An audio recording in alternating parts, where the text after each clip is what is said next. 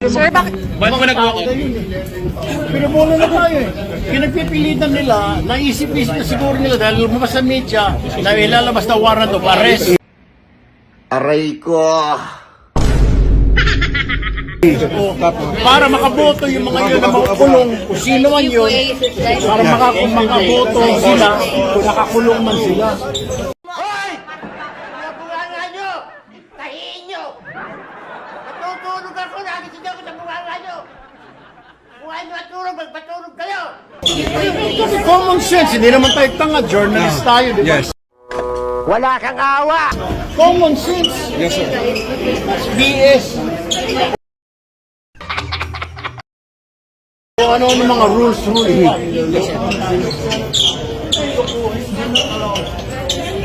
Sir, paano po yun? Gunggong! Barinig kita sa mukha eh! Paano yun, sir? Paano yun, sir? Ano hindi na magkaroon ng boto? We just woke up. We were told because Aray ko. We will not be part of this. It's a travesty of our rules, of the Senate rules. Hindi kami papayag sa mga niloloko tayo. Hindi sila pwedeng magboto ngayon, sir. Niloloko Hindi tayo. sila pwedeng magbasa ng motion ngayon, sir. Sir, hindi sila pwedeng magboto ngayon, sir. Paano ba yun? violation of the rules. Because they are disobeying our rules. Wow naman! Wow! Wow! Yo, what's up mga kaidol? Magandang tanghali sa ating lahat. Ayun mga kaidol, meron lang tayong babahagi sa ating mga followers natin.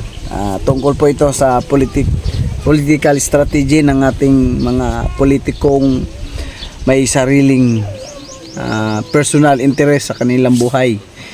At yung nga mga idol na subaybayan natin yung hearing ng Senado. At ito ay mga idol nakakatuwa, kainis, lahat mga kaidol nandoon na.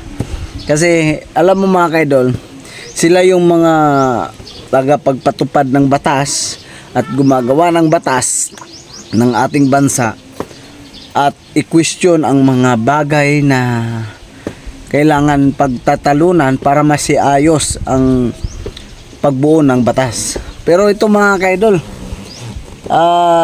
hindi kinakaya ni Erwin Tulfo na minority black tsaka si Zubiri. Ang tapang-tapang nila mga idol pero iyakin naman. Diba? Nag-walk out sa Senado. Akala ko magaling makipagdebate. Ayun, nag-walk out mga idol. Hindi kinaya ang debate ng minority black. Yung mga kaidol, ang majority black ay nakipag-debate sa minority black. Ang nangyari dito mga idol, nag-walk out yung dalawa na si Senator Erwin Tulfo at si Senator Zubiri. Nakakaya, no? Magaling sa social media. Pag doon sa kanyang stasyon na lahat ng mga sasabihin sa social media ay lahat ng mura andoon. Napakatapang itong mga Tulfo pagdating sa Senado, sa mga debate ng mga kasamahan nila, nga sila mga idol. Kaya nakakaya itong dalawang ito. Dapat i-debate nila, ipahayag nila yung tama para i-explain yung maganda, kung ano bang maganda para sa ating bansa. I-explain nila kung kaya ba nang ipagpapatupad yung yung batas or hindi. No, parang pagbubutuhan nga eh. Kaya maglaban-laban nga sila dapat. Pero yung nangyari dito mga idol, hindi kinaya ang mga banat ng mga minority black tsaka mayor. Ay ang nangyari dito mga idol, iyakin. Umiyak ang dalawang senador, nakakahiya kayo. Matulong na lang kayo, mag-resign na lang kayo sa inyong posisyon. Huwag kayong magsenado. Alam nyo, sa susunod na pagtakbo sa eleksyon, ay siguro hindi na ito mananalo itong mga senador na ito. Na puro lagi sila ang tama. Diba? Sila na ngayon nagpapagamit sa administrasyon na napuno ng korupsyon, sila pa yung mga umaatras sa debate ng mga senado, ng mga member ng mga senador. Yala, kaya kayo. Matulog na lang kayo Uwi na lang kayo sa bahay. Matulog na lang kayo, Subiri. Erwin Tulfo. Ayun. Huwag na kayong lumabas. Nakakaya kayo sa taong bayan. Hindi nyo pala kaya makipagdebate sa plenaryo bakit kayo ay nandyan sa Senado? Sayang yung boto namin para sa inyo mga senador na ito. Pinuto ko pa naman kayo.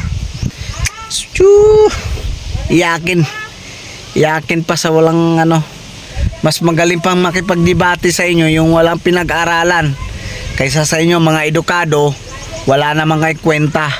Hindi kayo pwedeng ilagay dyan sa Senado. Tama, umuwi na lang kayo. Wala namang kayong binatbat kay Senator Marcoleta at kay Alan P. Cayetano. Di ba? Wala kayong binatbat.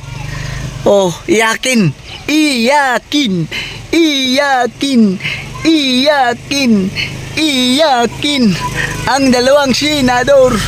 Ang dalawang senador yakin laging tama kahit mali. Ano ba yan? Ano ba to? Sus, Ginoo ko mga idol. Kakainis itong mga senador to. Pauwi na kayo Wala kayong kwenta. Dapat na lang talaga umuwi kayo. Sir Erwin, sir, na parang minamadali daw po ninyo yung pag-tackle doon sa motion dahil nga daw po may mga ilang senador sa majority yung kakasuhan at possible makukulong din po. Yun ang kanyang iniisip. Yun ang iniisip niya. Kaya ba ayaw niya rin madaliin namin? Dahil gusto niya may makulong. Ganun ba? Because that argument can cut both ways. Parang tungtuwa ba siya na mayroong makulong sa amin na hindi namin magamit yun? Kung talaga nagmamalasakit ka at we are colleagues here in one institution, dapat hindi siya magsasabi ng gano'n. Di ba? Pero ganun po bang intention, sir? Para po sa possible na makulong o wala dito? Ang sinasabi ko kanina pa, hindi dahil lamang doon. Ang sinasabi ko, maski ang COMELEC, pinayagan na nga na bumoto. Ito ay makabagong panahon na natin. Let us take advantage of modern technology. Communication, information technology. Pwede naman Para sa ganun, lahat makapag-participate. You know that Congress is a deliberative body. It's a parliamentary institution. So lahat dapat magampanan ng tungkulin. Bakit mo i-deny sa kanya yun? Sabi naman namin doon, under justifiable conditions or situations. So, paliliwanag na, hindi pa nga kami makapag-debate. Talagang gigil na sila. So, pwedeng lumabas po sana yun sa debate, sir? Sana nga, ganun lang. Kung hindi naman sila magbibigay ng pagkakataon na pag-usapan namin, naku, kamumusong ko pa lang talagang akala mo yun. Parang meron silang piniprevent na may sila pala yung, ang iisipan pala nila, ganun Kami wala kaming iniisip na gano'n. Pero sir, kung sakali, justifiable reason po ba para sa virtual attendance sa session? Tsaka na natin pag-usapan niya kung mag-a-apply nga doon sa debate namin. Pag-uusapan pa namin yung motion Pero sir, originally po ba nakaschedule na pag-usapan po yan today? Ma'am, alam mo yun, May 11 pa kung natatandaan yun. Yung mga marami sa inyo nandun. May 11 sa nangyari. Isip-isipin mo, May 11 yun Yung minority, sapagkat nakuha namin ng majority, nandun sila lahat sa lounge namin. So ako naman, kinukumusta ko naman sila. Saan napunta itong mga kasama ko? Doon nakita ko. Nagbiro pa nga ako Mga bossing, mukha kayong malagihay lahat. Ba't ang pupula ng... Alam niya na ibig ko sabihin. Kaya kamusap ko sila. At din nung ipropose ko yun, isip-isipin mo kahit na mapupula, biglang dito magbuka agad. Talagang binabantayan na parang is there something spectacular? Yun ang problema. Bakit parang napaka-special sa inyo? Parang bakit takot na takot ka ba kayo na i-amend natin ito? Ayaw ba ninyong i-take advantage ng modern technology? Ano ba tayo? Panahon pa ba tayo ng medieval age? Andito na yung technology. At sisihin natin ng COMELEC, kayo naman. Pati internet, ginagamit na ninyo. Pero sir, magbibigay ng special favor sa ibang senador? Kasi kayo able... They could say that. Pero wag dapat silang mag-speculate. Payagan muna nila yung aming trabaho, deliberative body, parliamentary body. Ang problema, kayo alam niyo, merong isa dyan, tatayo. Pag in-interpolate mo, tatakbo. Kung ngingiti ka, kilala mo, di And ba? you're referring to... Wala, ikaw na, kilala mo sila. Tatayo siya. Pag gusto mo siya interpolate, tatakbo siya dun sa lounge, o kaya akyat siya, ang tangkaran mong ginagawa, pupunta siya sa inyo. Interview rito, interview doon. Hindi po ganun ang Congress. Hindi po ganun ang Senate. Either nakidebate ka, kung ayaw mo makipagdebate, you have no right to become a senator of this republic. Kung mag-walk out ka, kayo po. Eh ngayon po, baka ang iniisip nila ngayon, parang kami na naman ang masama. Hindi po kami nag-walk out. You just imagine this.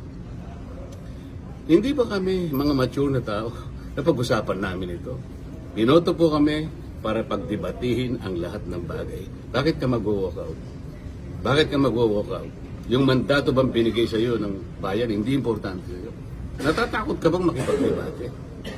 Yun ang problema nila eh. Kami po hindi kami yung gumagawa. Hindi kami nag-uumpisa nito.